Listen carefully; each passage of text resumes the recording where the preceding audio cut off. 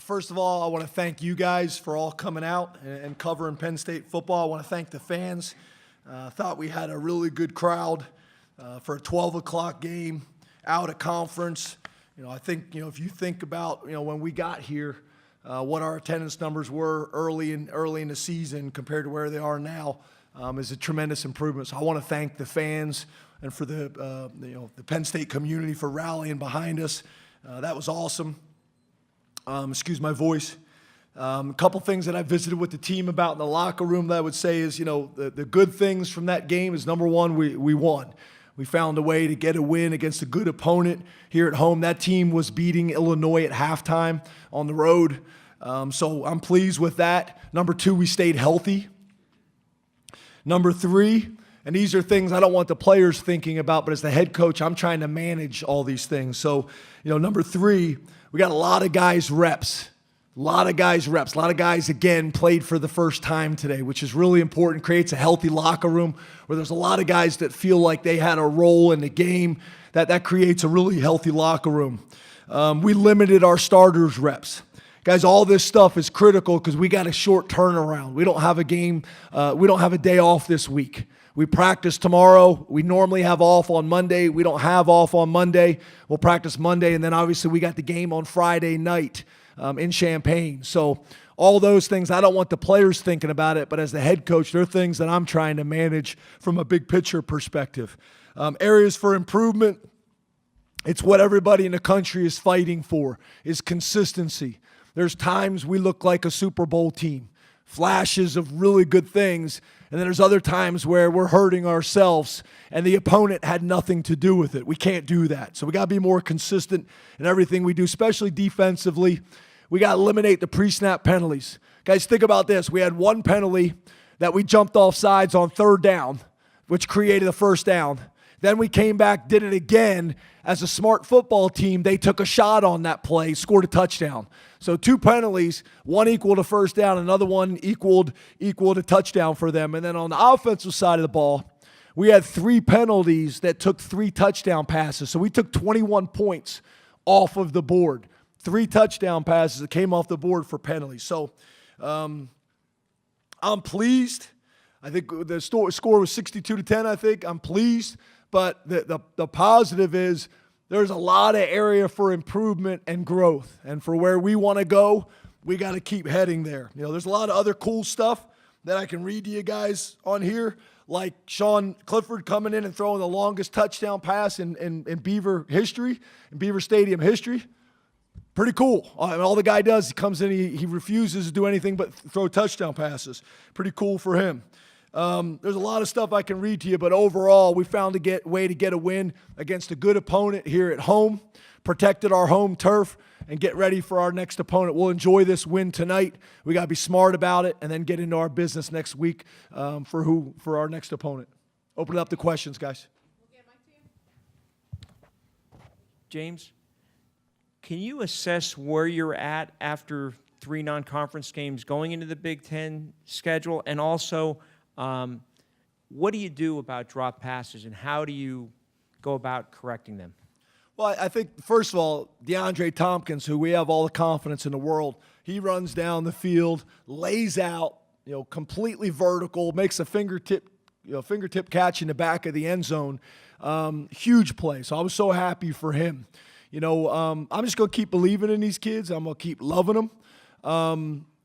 Like I said earlier, we have shown that we can be big-time players. We just need to be more consistent. That's everything. That's pre-snap penalties. That's drop balls. That's holding penalties. It's all those things. So there's some things that go with experience. We got pick plays, rub plays, where there's a way to get in the guy's way without, creating a pick penalty. So there's just some things that we got to improve on across the board with consistency. Catching the ball is one of them. But once again, I got all the faith in the world in Brandon Polk and Juwan Johnson and DeAndre Tompkins. Those guys are big-time players. So, the way we're going to deal with it is keep coaching them hard, keep loving them hard, and that will take care of itself. James, obviously with the new redshirt rules, you're able to do this with the guys who played the first time. Could you talk about the strategy that went into picking this particular game to play a lot of those guys for the first time, and how you thought they did as a kind of a group? It wasn't really necessarily this specific game. It was how it ended up playing out, if that makes sense. So, we know we got a certain number of guys that we have the ability to get them some game experience. It turned out the way the score went this week that this was the week to do it. So we talk about this every week, but the way the game played out, we were ready to get those guys in. Now all those guys have gained some experience. So some of those guys have 2 games left. If you look, we played Tarburton for 2 games. We said we're going to shut him down, use Owe. We're able to get him some experience. And now we're in a situation where we can use Tarburton late in the season to solve some problems with injuries and hopefully maybe still be able to redshirt him. So that's kind of what we're trying to do, is manage it. The way the season plays out, some things are going to be outside of our control. But right now, how things are going, we want to be able to get some guys experience for this year, but also for years moving forward. So the way today played out allowed us to do that with a number of guys that fit that scenario. James, are there advantages for you from a coaching perspective? You're winning big in these games, but you're making some mistakes. So you still have coaching and teaching moments when you go back with all these kids. They feel good, but you can still work on them and show them, hey, here's what you still need to work on. Yeah, I think I understand your question. Yeah, I guess that here's the deal. You don't have to lose a game like to get a wake-up call and to figure things out. I think that's a common misconception out there. It's like, why do you have to lose the game to get the wake-up call and to figure things out and to have the most growth? So in some ways, I'm going to be honest with you, I coach them harder after wins because I think in a lot of ways, emotionally, they're more prepared for that. They're going to handle that. Where after the losses, you want to be careful you don't beat them up too much. So it's how do you balance all those things? Now, there's also the fine line after we win. I want it to feel like we won. So we do things to make sure that, it doesn't get to the point where like winning is the expectation and the losing kills you. I don't want it to be that either. But I would say after the wins, a lot of times, I'm going to set a tone in the office with the coaches and the players where we need to be harder, in some ways in those situations.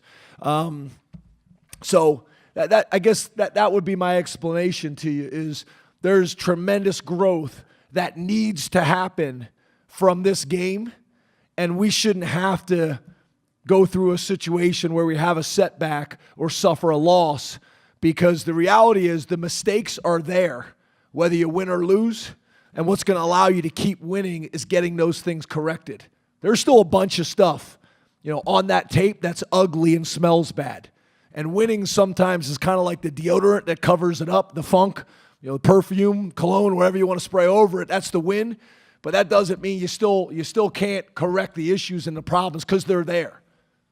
James, what does a day like today say about Trace when you had those penalties that called back touchdowns, when there were some drop balls that he is out of his control?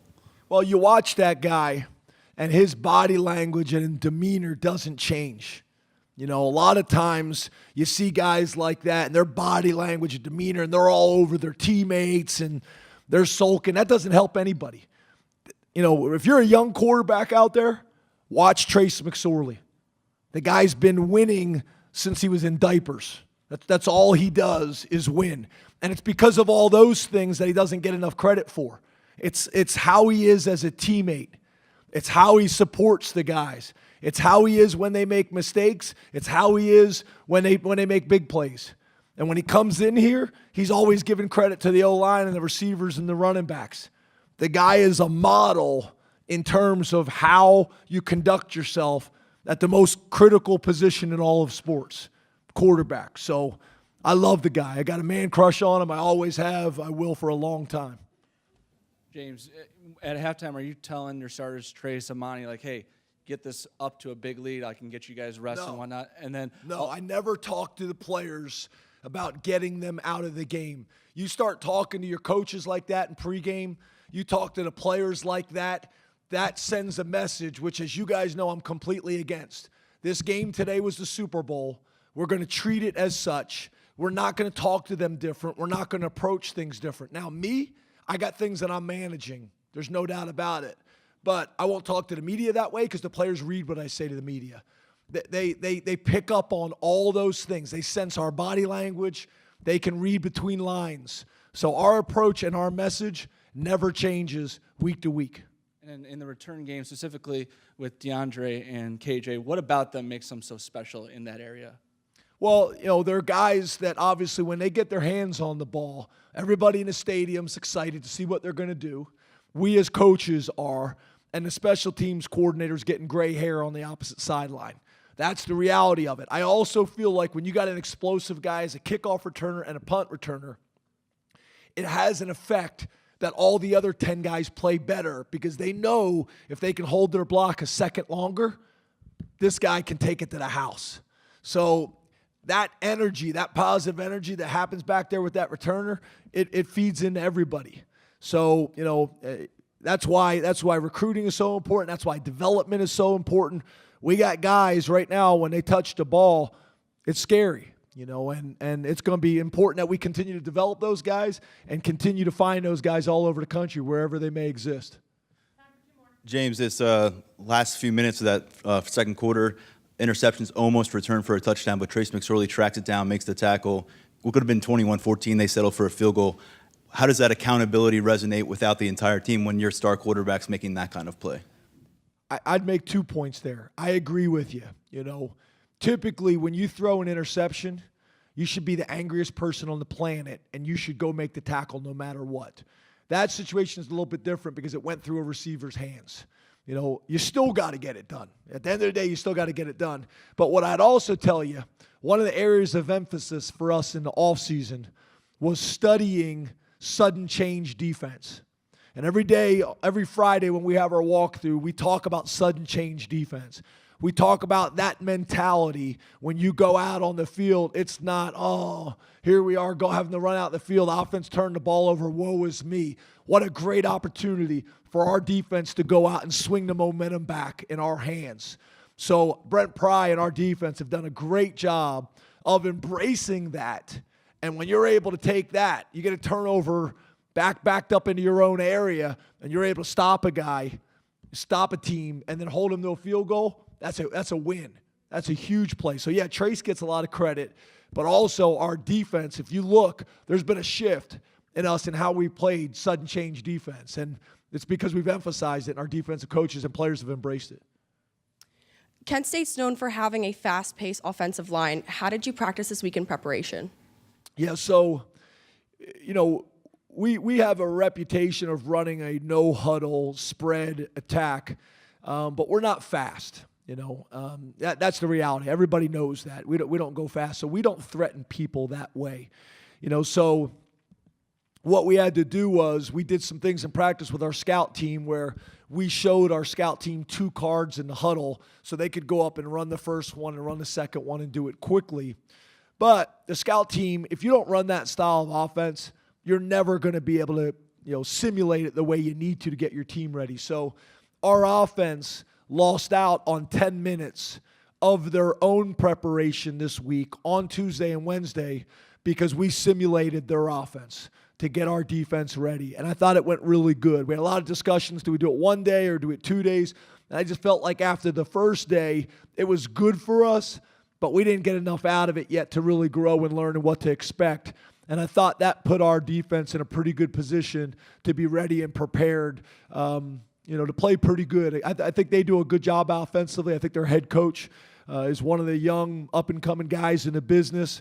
And their quarterback is a problem. And they did a good job with the check with me stuff, spreading you out horizontally across the field to create some running lanes to force you into making some decisions. And then, throwing some of the perimeter stuff as well. So they got a nice scheme. It's the same thing that Baylor used to run and Syracuse has run at a high level. So I think actually facing that style of offense is really important for us moving forward. So I'm pleased with overall how we handled it. But there'll be a bunch of stuff on tape that we need to learn from as well.